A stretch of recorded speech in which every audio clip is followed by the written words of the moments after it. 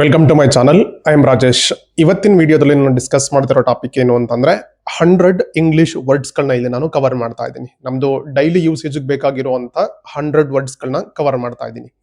ನಾವು ಯಾವುದೋ ಒಂದು ಭಾಷೆಯನ್ನ ಹೊಸದಾಗಿ ಕಲ್ತ್ಕೋತೀವಿ ಅಂತಂದ್ರೆ ಗ್ರಾಮರ್ ರೂಲ್ಸ್ಗಳು ಅಥವಾ ಬೇರೆ ಬೇರೆದು ಸೆಂಟೆನ್ಸ್ ಅನ್ನ ಕನ್ಸ್ಟ್ರಕ್ಟ್ ಮಾಡೋ ರೂಲ್ಸ್ಗಳು ಅದೆಲ್ಲದಕ್ಕಿಂತ ಬಹುಮುಖ್ಯವಾಗಿ ಬೇಕಾಗಿರುವಂತದ್ದು ಆ ಭಾಷೆನಲ್ಲಿ ನಮಗೆ ಬೇಕಾಗಿರುವಂತ ವರ್ಡ್ಸ್ಗಳು ನಮಗೆ ಎಷ್ಟು ಗೊತ್ತಿದೆ ಅನ್ನೋದು.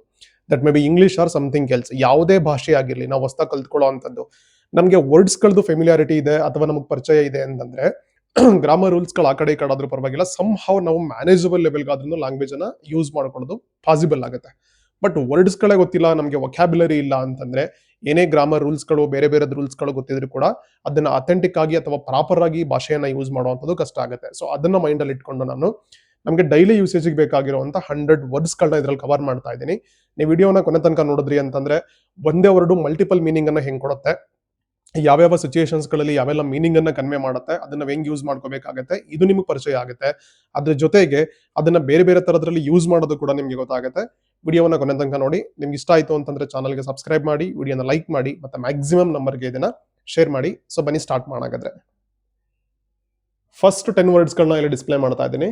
ಮೊದಲನೇದು ಬಂದು ಪ್ರಿಪೇರ್, ಅಂದ್ರೆ ಸಿದ್ಧಪಡಿಸುವಂಥದ್ದು. ಸೊ ನಾವ್ ಎಲ್ಲೆಲ್ಲಿ ಸಿದ್ಧಪಡಿಸೋದು ಅನ್ನೋ ವರ್ಡ್ ಅನ್ನ ಇಟ್ಕೊಂಡು ನಾವು ಮೀನಿಂಗ್ ಅನ್ನ ಕೊಡೋದನ್ನ ಯೂಸ್ ಮಾಡ್ತೀವೋ ಅದೆಲ್ಲ ಜಾಗದಲ್ಲಿ ಕೂಡ ನಾವು ಪ್ರಿಪೇರ್ ಅನ್ನ ಯೂಸ್ ಮಾಡಬೇಕಾಗತ್ತೆ.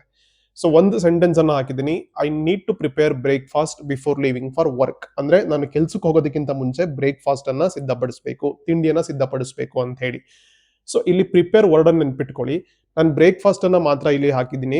ಅಂಡ್ ನೆನ್ಪಿಟ್ಕೊಳ್ಳಿ, ನಾನು ಒಂದೊಂದು ಸೆಂಟೆನ್ಸ್ಗೆ ಎಲ್ಲದಕ್ಕೂ ತುಂಬಾ ಮಲ್ಟಿಪಲ್ ಎಕ್ಸಾಂಪಲ್ಸ್ಗಳು ಕೊಟ್ರೆ ವಿಡಿಯೋ ತುಂಬಾ ಲೆಂತಿ ಆಗ್ಬಿಡುತ್ತೆ ಅನ್ನೋ ಕಾರಣಕ್ಕೋಸ್ಕರ ಒಂದೊಂದು ವರ್ಡ್ಗೆ ನಾನು ಅಲಾಂಗ್ ವಿತ್ ಕನ್ನಡ ಮೀನಿಂಗ್ ಒಂದು ಸೆಂಟೆನ್ಸ್ ಅನ್ನ ಎಕ್ಸಾಂಪಲ್ ಅನ್ನ ಇಲ್ಲಿ ಮೆನ್ಷನ್ ಮಾಡಿದ್ದೀನಿ. ನೀವು ಪ್ಯಾಟರ್ನ್ ಅನ್ನ ಫಾಲೋ ಮಾಡಿಕೊಂಡು ಬೇರೆ ಬೇರೆ ಸಂದರ್ಭಕ್ಕೆ ತಕ್ಕಂಗೆ ನೀವು ಹೆಂಗ್ ಯೂಸ್ ಮಾಡ್ಬೋದು ಅದನ್ನ ನೀವು ಪ್ರಾಕ್ಟೀಸ್ ಮಾಡ್ತಾ ಹೋದ್ರಿ ಅಂತಂದ್ರೆ ಅವಾಗ ನಿಮ್ಗೆ ಈಸಿ ಆಗುತ್ತೆ ಅಂಡ್ ಮಲ್ಟಿಪಲ್ ಯೂಸೇಜ್ ನಿಮ್ಗೆ ಗೊತ್ತಾಗ್ತಾ ಹೋಗುತ್ತೆ.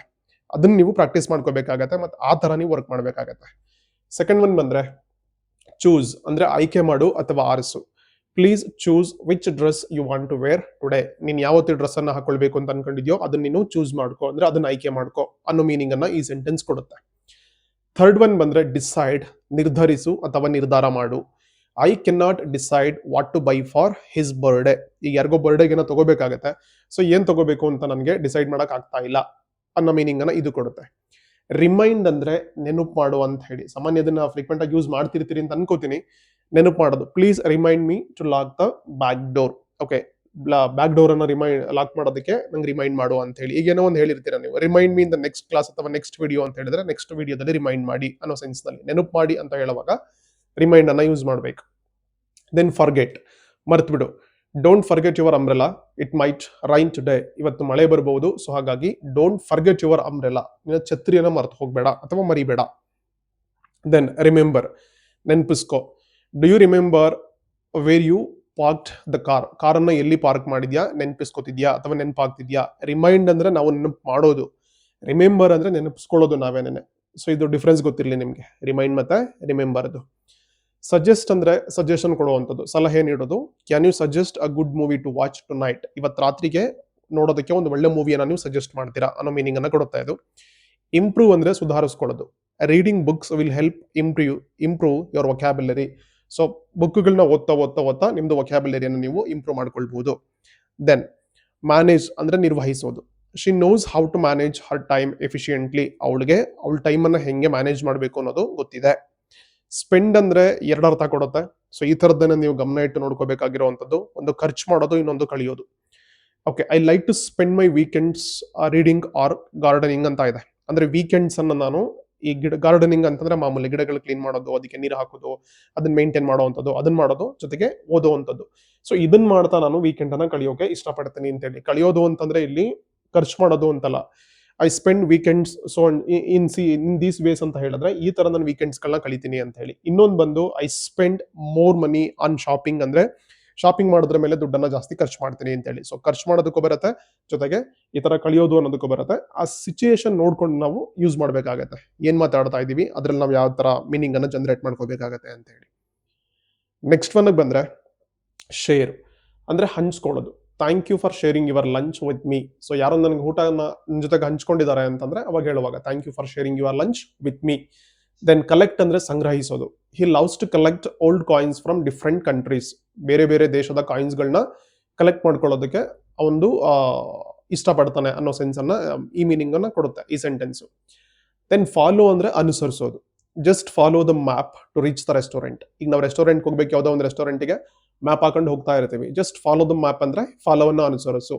ಅಥವಾ ನಾನೇನೋ ಮಾಡ್ತಾ ಇರ್ತೀನಿ, ಜಸ್ಟ್ ಫಾಲೋ ಮೀ ಅಂತಂದ್ರೆ ನನ್ನನ್ನು ಅನುಸರಿಸು, ನಾನು ಮಾಡೋದನ್ನು ಫಾಲೋ ಮಾಡು ಅಂತ ಹೇಳಿ. ದೆನ್ ಇಗ್ನೋರ್ ಅಂದ್ರೆ ಉದಾಸೀನ ಮಾಡೋದು. It is best ignore rude comments. ಈಗೆಲ್ಲ ಕಾಮೆಂಟ್ಸ್ಗಳು ಅಥವಾ ನಮ್ಮ ಬಗ್ಗೆ ಏನಾದ್ರು ಕಾಮೆಂಟ್ಸ್ ಅಂದ್ರೆ not necessarily on social media. ಈಗ ನಮ್ಮ ಬಗ್ಗೆ ಏನಾದ್ರು ಮಾತಾಡ್ತಿದ್ದಾರೆ ಅಂತಂದ್ರೆ ಸಮ್ ಟೈಮ್ಸ್ ಅದನ್ನ ಉದಾಸೀನ ಮಾಡಿ ಇಗ್ನೋರ್ ಮಾಡೋದೇ ಬೆಟರ್ ಅಂತ ಅನ್ಸುತ್ತೆ. ಇಲ್ಲಾಂದ್ರೆ ಎಲ್ಲನೂ ಮನ್ಸಿಗೆ ತಗೋಬಾರದು ನಾವು.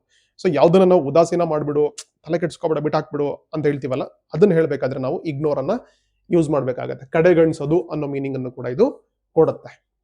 ದೆನ್ ಎಕ್ಸ್ಪೆಕ್ಟ್ ಅಂದ್ರೆ ನಿರೀಕ್ಷೆ ಮಾಡುವಂಥದ್ದು. I expect the package to arrive by this evening. So ಯಾವುದೋ ಪ್ಯಾಕೇಜ್ ಅಥವಾ ಪಾರ್ಸಲ್ ಬರೋದಿರುತ್ತೆ, ಇವತ್ತು ಸಂಜೆ ಬರುತ್ತೆ ಅಂತ ನಾನು ಎಕ್ಸ್ಪೆಕ್ಟ್ ಮಾಡ್ತಾ ಇದ್ದೀನಿ, ನಿರೀಕ್ಷೆ ಮಾಡ್ತಾ ಇದ್ದೀನಿ ಅನ್ನೋದನ್ನ ಈ ಮೀನಿಂಗ್ ಕೊಡುತ್ತೆ.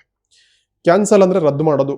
They had to cancel the outdoor match due to rain. So ಮಳೆ ಬರ್ತಾ ಇತ್ತು, ಸೊ ಹಾಗಾಗಿ ಔಟ್ಡೋರ್ ಮ್ಯಾಚ್ ಅನ್ನ ಕ್ಯಾನ್ಸಲ್ ಮಾಡ್ಬೇಕಾಗಿ ಬಂತು ಅಂತ ಹೇಳಿ. ದೆನ್ ಪೋಸ್ಟ್ ಪೋನ್ ಅಂದ್ರೆ ಮುಂದಕ್ಕೆ ಹಾಕೋದು, ಮುಂದೂಡೋದು.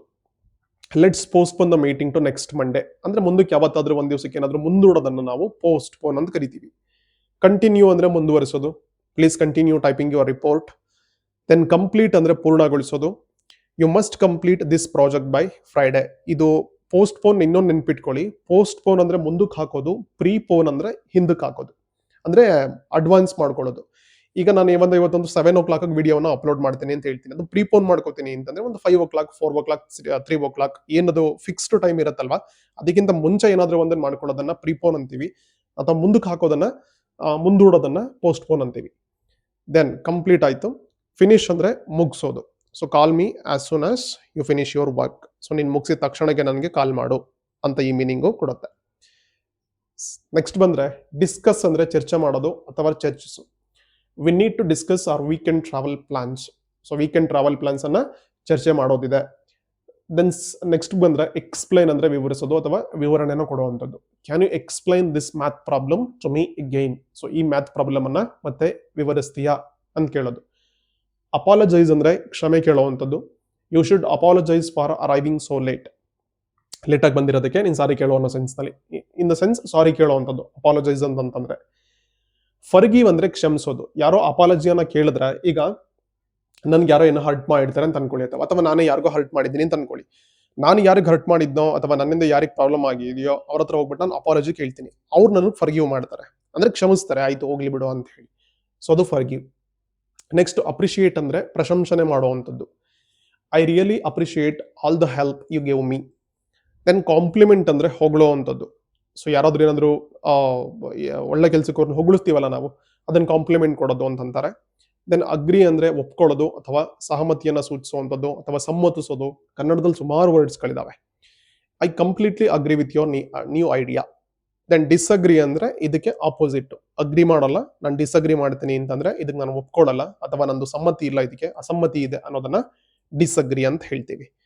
ಪ್ರಾಮಿಸ್ ಅಂದ್ರೆ ಒಂದು ಪ್ರಮಾಣ ಮಾಡೋದು, ಇನ್ನೊಂದು ಯಾರಿಗಾದ್ರೆ ಒಂದು ಭರವಸೆಯನ್ನ ಕೊಡೋದನ್ನು ಕೂಡ ನಾವು ಪ್ರಾಮಿಸ್ ಮಾಡ್ತೀವಿ. ಈಗ ನಾವು ಪ್ರಾಮಿಸಿಂಗ್ ಆಕ್ಟರ್ ಅಂತೆಲ್ಲ ಕರಿತೀವಿ ನೋಡಿ, ಭರವಸೆಯ ನಟ ಅಂತೆಲ್ಲನೂ. ಸೊ ಅದು ಕೊಡುತ್ತೆ. ಸಿಚುಯೇಷನ್ ತಕ್ಕಂಗೆ ಅದನ್ನ ನಾವು ಯೂಸ್ ಮಾಡ್ಕೋಬೇಕಾಗತ್ತೆ. ದೆನ್ ರೆಫ್ಯೂಸ್ ಅಂದ್ರೆ ನಿರಾಕರಣೆ ಮಾಡೋದು ಅಥವಾ ತಿರಸ್ಕಾರ ಮಾಡೋದು. I had to refuse the job offer because of the health issue ಒಂದು ಅದು ಕಟ್ಟಾಗಿದೆ. ಸೊ ಹೆಲ್ತ್ ಇಶ್ಯೂಸ್ ಇಂದ ಅವನು ಜಾಬ್ ಅನ್ನ ತಿರಸ್ಕಾರ ಮಾಡ್ಬೇಕಾಗಿ ಬಂತು ಅಥವಾ ರೆಫ್ಯೂಸ್ ಮಾಡ್ಬೇಕಾಗಿ ಬಂತು ಅಂತ ಹೇಳಿ.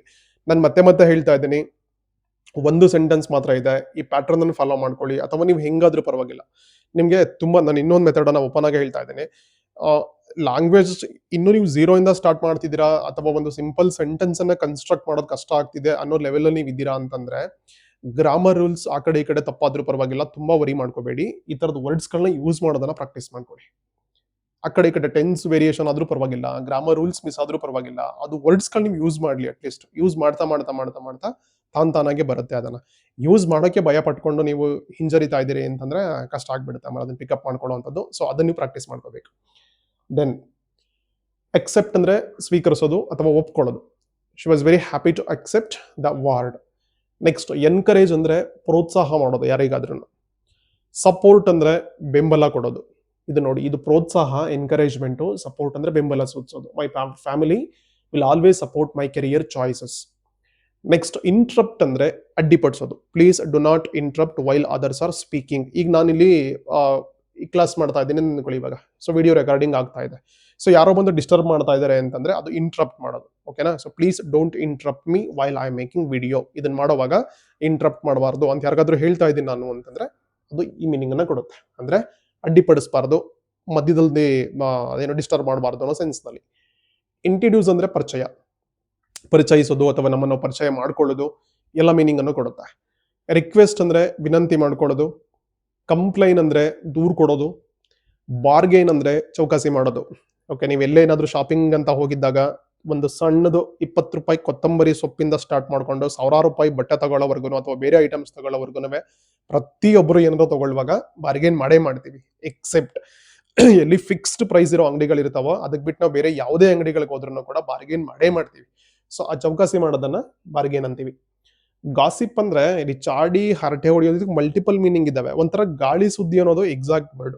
ಹಂಗ್ ನೋಡ್ಕೊಂಡ್ರೆ ಅವ್ರ ಬಗ್ಗೆ ಈ ಗಾಸಿಪ್ ಇದೆ ಅಂತ ಹೇಳಿ ಒಂದು ಗಾಳಿ ಸುದ್ದಿ ಹಬ್ಸೋದು. ಈ ಗಾಳಿ ಸುದ್ದಿ ಹಬ್ಬಿಸ್ತಿದೀವಿ ಅಂತಂದ್ರೆ ಹೆಂಗಾಗಿರುತ್ತೆ, ದಟ್ ಇಸ್ ಪಾರ್ಟ್ ಆಫ್ ಒಂದು ಹರಟೆ ಹೊಡೆಯೋದು. ಇಲ್ಲ ಅಂತಂದ್ರೆ ಚಾಡಿ ಇನ್ ದ ಸೆನ್ಸ್ ಬೇರೆಯವ್ರ ಮೇಲೆ ದೂರ ಇಳ್ದಂಗ ಆಗತ್ತೆ. ಚಾಡಿ ಅಂತಂದ್ರೆ ಗಾಳಿ ಸುದ್ದಿ ಅಂತ ಅನ್ಕೊಳ್ಳಿ, ಗಾಸಿಪ್ ಮಾಡೋದು. ಇನ್ಫಾರ್ಮ್ ಅಂದ್ರೆ ಮಾಹಿತಿ ನೀಡುವಂಥದ್ದು. ನೆಕ್ಸ್ಟ್ ಆಂಗ್ಜಿಯಸ್ ಅಂದ್ರೆ ಆತಂಕಗೊಳ್ಳೋದು ಅಂತ ಹೇಳಿ, ತುಂಬಾ ಟೆನ್ಷನ್ ಆಗೋದು ಅಂತೆಲ್ಲ ಅಂತೀವಲ್ಲ ನಾವು, ತರ ಭಯಭೀತಿ ಆಗೋದು ಅಂತೀವಲ್ಲ, ಹಂಗೆ ಆಂಗ್ಜಿಯಸ್ ಅಂದ್ರೆ ಆತಂಕಗೊಳ್ಳೋದು. ದೆನ್ ಕನ್ಫ್ಯೂಸ್ ಅಂದ್ರೆ ಗೊಂದಲಕ್ಕೊಳಗಾಗೋದು. ಗೊಂದಲ ಅಂತಂದ್ರೆ ಏನ್ ಮಾಡ್ಬೇಕು, ಏನ್ ಮಾಡಬಾರ್ದು, ಏನ್ ಹೇಳ್ಬೇಕು, ಏನ್ ಹೇಳ್ಬಾರ್ದು, ಈ ತರದ್ದು ಕನ್ಫ್ಯೂಷನ್ ಅಥವಾ ಗೊಂದಲ ಅಂತೀವಲ್ಲ ನಾವು, ಅದನ್ನ ಗೊಂದಲ ಅಂತ ಕರಿತೀವಿ. ದೆನ್ ಕ್ಯೂರಿಯಸ್ ಅಂದ್ರೆ ಕುತೂಹಲ. ಓಕೆ ನೋಡಿ, children are always curious about how things work. Okay, ಅಂದ್ರೆ ತಿಳ್ಕೋಬೇಕು ಅನ್ನೋ ಕಾತರ ಇರುತ್ತಲ್ಲ, ಅದಿರ್ಬೋದಾ, ಹಿಂಗಿರ್ಬೋದಾ, ಹಿಂಗಾಗ್ಬೋದಾ, ಹಂಗಾಗ್ಬೋದಾ ಅನ್ನೋ ಕುತೂಹಲ ಇರುತ್ತಲ್ವಾ, ಅದನ್ನ ನಾವು ಕ್ಯೂರಿಯಸ್ ಅಥವಾ ಕ್ಯೂರಿಯಾಸಿಟಿ ಅಂತ ಕರಿತೀವಿ. ದೆನ್ ಜನರಸ್ ಅಂದ್ರೆ ತುಂಬಾ ಉದಾರವಾಗಿರೋ ಗುಣವನ್ನ ಹೊಂದಿರುವಂತವನು. ಗ್ರೇಟ್ಫುಲ್ ಅಂದ್ರೆ ಕೃತಜ್ಞತೆ. ಸ್ಪೆಲ್ಲಿಂಗ್ ನೋಡ್ಕೊಳ್ಳಿ, ಇದು GREAT ಗ್ರೇಟ್ ಅಲ್ಲ, GRATE ಗ್ರೇಟ್. ಗ್ರೇಟ್ಫುಲ್ ಅಂದ್ರೆ ನಾವು ಯಾರಿಗಾದ್ರೂ ಥ್ಯಾಂಕ್ಫುಲ್ ಆಗಿರುವಂತದ್ದು. ಈಗ ಸೆಂಟೆನ್ಸ್ ನೋಡಿ ಅಲ್ಲಿ, I am very grateful for your timely guidance ಅಂತ ಇದೆ. ಅಂದ್ರೆ ಯಾರು ನನಗೆ ಗೈಡೆನ್ಸ್ ಮಾಡಿರ್ತಾರೆ, ಆ ಗೈಡೆನ್ಸ್ ಅನ್ನ ಮಾಡಿದಾಗ ನಾನು ಅವ್ರಿಗೆ ಥ್ಯಾಂಕ್ಫುಲ್ ಆಗಿರ್ಬೇಕಲ್ಲ, ಸೊ ಅದನ್ನ ಹೇಳುವಂಥದ್ದು. ಸೊ ನೀವು ನನಗೆ ಗೈಡ್ ಮಾಡಿದ್ದಕ್ಕೆ I am very grateful to you, ತುಂಬಾ ಕೃತಜ್ಞತೆ ಆಗಿದ್ದೀನಿ ನಾನು ನಿಮ್ಗೆ ಅಂತ ಹೇಳಿ. ಜಲಸ್ ಅಂದ್ರೆ ಅಸೂಯೆ ಪಟ್ಕೊಳ್ಳುವಂಥದ್ದು, ಹೊಟ್ಟೆ ಕಿಚ್ಚಪಡುವಂಥದ್ದು. ಲೇಜಿ ಅಂದ್ರೆ ಸೋಂಬೇರಿತನ ಅಥವಾ ಸೋಮಾರಿಯಾಗಿರೋದು. ಪೇಷಂಟ್ ಅಂದ್ರೆ ತಾಳ್ಮೆ. ಇದನ್ನ ರೋಗಿ ಅನ್ಕೋಬೇಡಿ, ಪೇಷಂಟ್ ಅಂದ್ರೆ ತಾಳ್ಮೆ ಆಗಿರೋದು.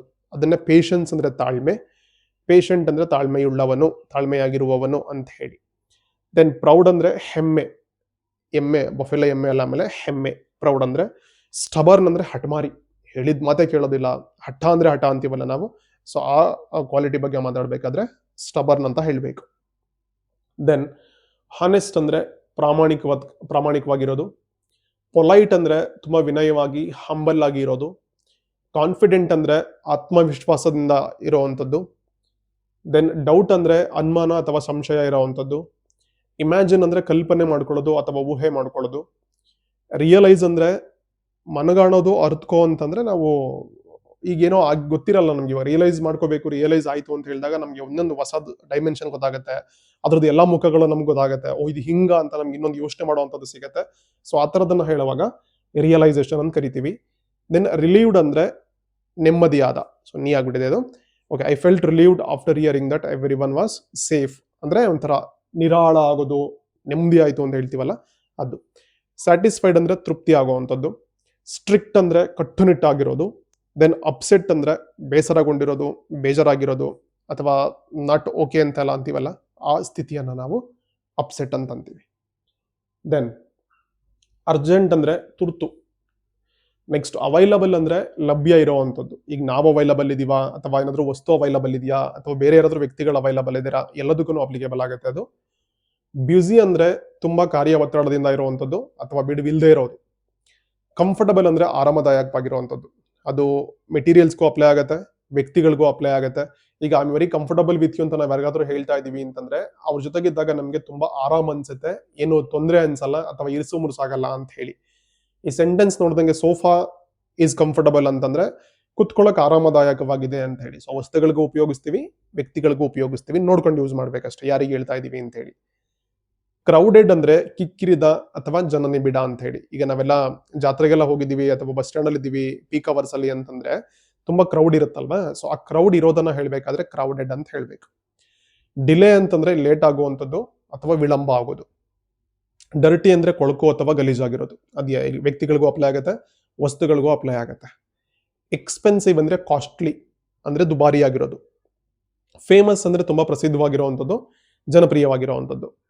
ಫ್ರೀಕ್ವೆಂಟ್ ಅಂದ್ರೆ ಪದೇ ಪದೇ ಏನಾದ್ರೂ ಆಗೋದನ್ನ ಮತ್ತೆ ಮತ್ತೆ ಮತ್ತೆ ರಿಪೀಟೆಡ್ಲಿ ಆಗ್ತಾನೆ ಇದೆ ಅದು ಅಂತ ಹೇಳುವಾಗ ನಾವು ಫ್ರೀಕ್ವೆಂಟ್ ಅನ್ನೋ ವರ್ಡ್ ಅನ್ನ ಯೂಸ್ ಮಾಡ್ತೀವಿ. ನೆಕ್ಸ್ಟ್ ಬಂದ್ರೆ ಹೆಲ್ದಿ ಅಂದ್ರೆ ಆರೋಗ್ಯಕರವಾಗಿರುವಂಥದ್ದು, ಆರೋಗ್ಯವಾಗಿರೋದು. ನೆಸಸರಿ ಅಂತಂದ್ರೆ ತುಂಬಾ ಅಗತ್ಯವಾಗಿರುವಂಥದ್ದು. ಅಂಡ್ ಪರ್ಫೆಕ್ಟ್ ಅಂದ್ರೆ ಎಲ್ಲ ಕಡೆಯಿಂದನೂ ಕರೆಕ್ಟ್ ಆಗಿ ಪರಿಪೂರ್ಣವಾಗಿ ಇರುವಂಥದ್ದು. ಕ್ವೈಟ್ ಅಂದ್ರೆ ಶಾಂತವಾಗಿ ನಿಶಬ್ದವಾಗಿ ಇರುವಂಥದ್ದು. ರೆಗ್ಯುಲರ್ ಅಂದ್ರೆ ನಿಯಮಿತವಾಗಿ ಇರುವಂಥದ್ದು. ಸೇಫ್ ಅಂದ್ರೆ ಏನೂ ತೊಂದರೆ ಇಲ್ದಂಗೆ ಸುರಕ್ಷಿತವಾಗಿರುವಂಥದ್ದು. ಸ್ಟ್ರೇಂಜ್ ಅಂದ್ರೆ ವಿಚಿತ್ರವಾಗಿರುವಂಥದ್ದು. ಇಲ್ಲಿ ಸ್ಟ್ರೇಂಜ್ ಇನ್ನೊಂದು ವರ್ಡ್ ಅನ್ನ ಇನ್ನೊಂದು ನೆನ್ಪಿಟ್ಕೊಳ್ಳಿ ನೀವು. ಒಂದು ಸ್ಟ್ರೇಂಜರ್ ಅಂತ ಕರಿತೀವಿ ನಾವು. ಒಂದು ಸ್ಟ್ರೇಂಜ್ ಅಂದ್ರೆ ವಿಚಿತ್ರ. ಈಗ I heard a strange noise coming from the kitchen last night ಅಂದ್ರೆ, ಈಗ ಕಿಚನ್ ಇಂದ ಯಾವ್ಯಾವ ಸೌಂಡ್ ಬರುತ್ತೆ ನಾರ್ಮಲಿ? ಒಂದು ಕುಕ್ಕರ್ ವಿಜಲ್ ಹೊಡೆಯೋ ಸೌಂಡ್ ಬರಬೇಕು, ಅಥವಾ ಏನಾದ್ರೂ ನಾವು ಇದನ್ನ ಬ್ಲೆಂಡರ್ ಅಥವಾ ಗ್ರೈಂಡರ್ ಮಿಕ್ಸರ್ ಅನ್ನ ಆನ್ ಮಾಡ್ತೀವಿ ಅಂತಂದ್ರೆ ಅದ್ರದ್ದು ಸೌಂಡ್ ಬರಬೇಕು. ಅದು ಬಿಟ್ರೆ ನಾರ್ಮಲಿ ಪಾತ್ರೆಗಳದ್ದು ಸೌಂಡ್ ಬರುತ್ತೆ. ಇದು ಯಾವ್ದು ನಾವು ರೆಗ್ಯುಲರ್ ಆಗಿ ಕೇಳದೆ ಇರೋ ತರದ್ದು ಏನೋ ಸೌಂಡ್ ಬರ್ತಾ ಇದೆ ಅಂತಂದ್ರೆ ಅದು ನಾರ್ಮಲ್ ಅಲ್ಲ ಅಂತೇಳಿ. ಸೊ ಆ ತರದನ್ನ ವಿಚಿತ್ರ ಅಂತ ಕರಿತೀವಿ ಸ್ಟ್ರೇಂಜ್ ಸೌಂಡಿಗೆ. ಇನ್ನೊಂದು ಸ್ಟ್ರೇಂಜರ್ ಅಂತೀವಿ. ನಮ್ಗೆ ಪರಿಚಯ ಇಲ್ಲದೆ ಇರೋ ಯಾರೋ ವ್ಯಕ್ತಿ, ಹೊಸಬರು ಯಾರೋ ಇದ್ದಾರೆ ಅಥವಾ ಅಪರಿಚಿತರು ಇದ್ದಾರೆ ಅಂತ ಹೇಳ್ಬೇಕಾದ್ರೆ ಕೂಡ ಅವಾಗ ನಾವು ಸ್ಟ್ರೇಂಜರ್ ಅಂತ ಹೇಳ್ತೀವಿ. ಸೊ ಹಾಗಾಗಿ ನಾವು ವ್ಯಕ್ತಿಗಳಿಗೆ ಹೇಳ್ತಾ ಇದೀವ ಅಥವಾ ಸಿಚುಯೇಷನ್ ಹೇಳ್ತಾ ಇದೀವ ಅಥವಾ ಯಾವ್ದಕ್ಕೆ ಹೇಳ್ತಾ ಇದೀವಿ ಅನ್ನೋದ್ರ ಮೇಲೆ ಅದು ಅಪರಿಚಿತ ಅನ್ನೋ ಮೀನಿಂಗ್ ಅನ್ನ ಕೊಡುತ್ತಾ ಅಥವಾ ವಿಚಿತ್ರ ಅನ್ನೋ ಮೀನಿಂಗ್ ಅನ್ನ ಕೊಡುತ್ತಾ ಅನ್ನೋದು ಅದು ಡಿಸೈಡ್ ಆಗುತ್ತೆ. ಈ ತರದನ್ನ ನೀವು ಕನ್ಫ್ಯೂಷನ್ ಆಗುವಂಥದ್ದು ಇಂಗ್ಲಿಷ್, ಸೊ ನೋಡ್ಕೋಬೇಕಾಗುತ್ತೆ. ದೆನ್ ಯೂಸ್ಫುಲ್ ಅಂದ್ರೆ ಉಪಯುಕ್ತವಾಗಿರುವಂಥದ್ದು. ವೇಸ್ಟ್ ಅಂದ್ರೆ ವ್ಯರ್ಥ ಮಾಡೋದು ಅಥವಾ ಉಪಯೋಗಕ್ಕೆ ಬರದೇ ಇರೋದು ಅನ್ನೋದು ಆಗುತ್ತೆ. ದೆನ್ ಬಾರೋ ಅಂದ್ರೆ ಸಾಲವಾಗಿ ಪಡೆಯೋದು ಅಥವಾ ಎರವಲು ತರೋದು ಅಂತ ಹೇಳಿ. ಬೇರೆಯವ್ರ ಹತ್ರ ಇಸ್ಕೊಳ್ಳೋದನ್ನ ನಾವು ಬಾರೋ ಅಂತ ಕರಿತೀವಿ. ಓಕೆ. ವೇಸ್ಟ್ ಅಂದ್ರೆ ಉಪಯುಕ್ತ ಅಲ್ಲದ್ದು ಅಂತಂದ್ರೆ ಅದು ಯೂಸ್ಲೆಸ್ ಆಗುತ್ತೆ, ಅಂದ್ರೆ ವ್ಯರ್ಥ ಮಾಡುವಂಥದ್ದು, ಉಪಯೋಗಿಸ್ಕೊಳ್ಳದೆ ಇರೋದು ಪ್ರಾಪರ್ ಆಗಿ ಅಂತ ಹೇಳಿ. ದೆನ್ ಸಡನ್ಲಿ ಅಂದ್ರೆ ತಕ್ಷಣಕ್ಕೆ, ಅಕಸ್ಮಾತ್ ಆಗಿ ಅನ್ನೋ ಮೀನಿಂಗ್ ಅನ್ನ ಕೊಡುತ್ತೆ. ಯೂಶುವಲಿ ಅಂತಂದ್ರೆ ಸಾಮಾನ್ಯವಾಗಿ ಅಂತಂದ್ರೆ ನೋಡಿ, I usually wake up at 6 o'clock every morning. ಒಂದು ನಾವು ನಾರ್ಮಲ್ ಆಗಿ ನಡೆಯುವಂಥದ್ದನ್ನ ಅಥವಾ ಫ್ರೀಕ್ವೆಂಟ್ ಆಗಿ ಅದೇ ಟೈಮ್ ಇದ್ರಲ್ಲಿ ಹೋಗ್ತಿರೋದನ್ನ ಸಾಮಾನ್ಯವಾಗಿ ಆಗೋದು ಅಂತ ಕರಿತೀವಲ್ಲ ನಾವು, ಆ ಥರದನ್ನ ಹೇಳ್ಬೇಕಾದ್ರೆ ನಾವು ಯೂಶುವಲಿ ವರ್ಡ್ ಅನ್ನ ಯೂಸ್ ಮಾಡ್ತೀವಿ. ದೆನ್ ಸ್ಪೆಷಲಿ ಅಥವಾ ಎಸ್ಪೆಷಲಿ ಅಂದ್ರೆ ವಿಶೇಷವಾಗಿ. ಪ್ರಾಬಬಲಿ ಅಂದ್ರೆ ಭವಿಷ್ಯ. He will probably come to the party after his shift ends. ನಾವು ಮೇ ಬಿ ಅನ್ನ ಯೂಸ್ ಮಾಡ್ತೀವಲ್ಲ, ಆ ಮೇ ಬಿ ಅನ್ನ ಯೂಸ್ ಮಾಡೋ ಸೆನ್ಸ್ ನಲ್ಲಿ ಕೂಡ ಪ್ರಾಬಬಲಿ ಅನ್ನ ಯೂಸ್ ಮಾಡ್ತೀವಿ. ಪ್ರಾಯಶಃ, ಬಹುಶಃ ಅಂತೀವಲ್ಲ, ಆ ಮೀನಿಂಗ್ ಅನ್ನ. ದೆನ್ ಎಕ್ಸಾಕ್ಟ್ಲಿ, ಖಚಿತವಾಗಿ ಅಂತ ಹೇಳ್ಬೇಕಾದ್ರೆ. ಹಾರ್ಡ್ಲಿ ಅಂದ್ರೆ ಅಷ್ಟಾಗಿ, ವಿರಳವಾಗಿ. ಅಂದ್ರೆ I was tired that I could hardly keep my ice open. ಅಷ್ಟೇ. ವಿರಳ ಅನ್ನೋ ವರ್ಡ್ ನೆನ್ಪಿಟ್ಕೊಳ್ಳಿ. ಎಲ್ಲಿ ವಿರಳವನ್ನ ಯೂಸ್ ಮಾಡ್ತೀವೋ ಅಲ್ಲಿ ಹಾರ್ಡ್ಲಿ ಅನ್ನ ಯೂಸ್ ಮಾಡ್ತೀವಿ. ಐ ಹಾರ್ಡ್ಲಿ ವರ್ಕ್ ಅಂದ್ರೆ ನಾನು ಕೆಲಸ ಮಾಡೋದೇ ಅಪರೂಪಕ್ಕೊಮ್ಮೆ ಅನ್ನೋ ಮೀನಿಂಗ್ ಅನ್ನ ಕೊಡುತ್ತೆ. ಐ ವರ್ಕ್ ಹಾರ್ಡ್ ಅಂದ್ರೆ ಬೇರೆ, ಕಷ್ಟಪಟ್ಟು ವರ್ಕ್ ಮಾಡ್ತೀನಿ ಅಂತ ಹೇಳಿ. ಹಾರ್ಡ್ಲಿ ವರ್ಕ್ ಅಂದ್ರೆ ವಿರಳವಾಗಿ ಅನ್ನಂಗ ಆಗತ್ತೆ.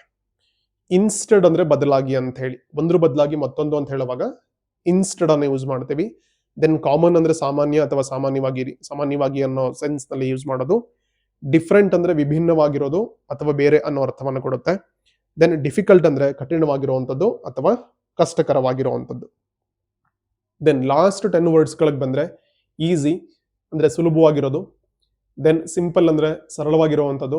ಡಿಫರೆನ್ಸ್ ನೋಡಿ, ಇದು ಸುಲಭ ಮತ್ತೆ ಸರಳ, ನಾಟ್ ಸೇಮ್. ಕ್ವಿಕ್ಲಿ ಅಂದ್ರೆ ಶೀಘ್ರವಾಗಿ ಅಥವಾ ಬೇಗನೆ ಅಂತ ಹೇಳುವಾಗ ಯೂಸ್ ಮಾಡ್ತೀವಿ. ಸ್ಲೋಲಿ ಅಂತಂದ್ರೆ ಮೆಲ್ಲಗೆ ಅಥವಾ ನಿಧಾನವಾಗಿ. ಇದಕ್ಕಿದ ಆಪೋಸಿಟ್, ಕ್ವಿಕ್ಲಿಗೆ ಆಪೋಸಿಟ್ ಸ್ಲೋಲಿ. ಕೇರ್ಫುಲಿ ಅಂತಂದ್ರೆ ಜಾಗೃತೆಯಿಂದ ಅಥವಾ ಎಚ್ಚರಿಕೆಯಿಂದ ಅಂತ ಹೇಳೋದನ್ನ ಕೇರ್ಫುಲಿ ಅಂತೀವಿ. ಎವ್ರಿವೇರ್ ಅಂದ್ರೆ ಎಲ್ಲಾ ಕಡೆ. ಸಮ್ವೇರ್ ಅಂದ್ರೆ ಎಲ್ಲೋ ಒಂದ್ ಕಡೆ. ನೋವೇರ್ ಅಂದ್ರೆ ಎಲ್ಲೂ ಇಲ್ಲ. ನೆನ್ಪಿಟ್ಕೊಳ್ಳಿದ್ದಾನ. Everywhere, somewhere, nowhere. ಎಲ್ಲಾ ಕಡೆ, ಎಲ್ಲೋ ಒಂದ್ ಕಡೆ, ಮತ್ತೆ ಎಲ್ಲೂ ಇಲ್ಲ.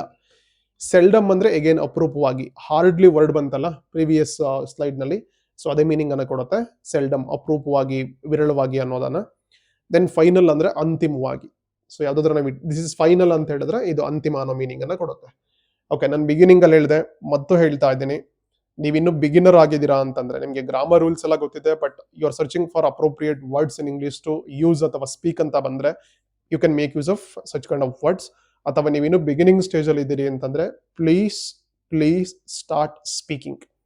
ಗ್ರಾಮರ್ ರೂಲ್ಸ್ ಬಗ್ಗೆ ವರಿ ಮಾಡ್ಕೋಬೇಡಿ. ನಾನು ರಿಪೀಟೆಡ್ಲಿ ಹೇಳ್ತಾ ಇದ್ದೇನೆ, one find definitely you will learn.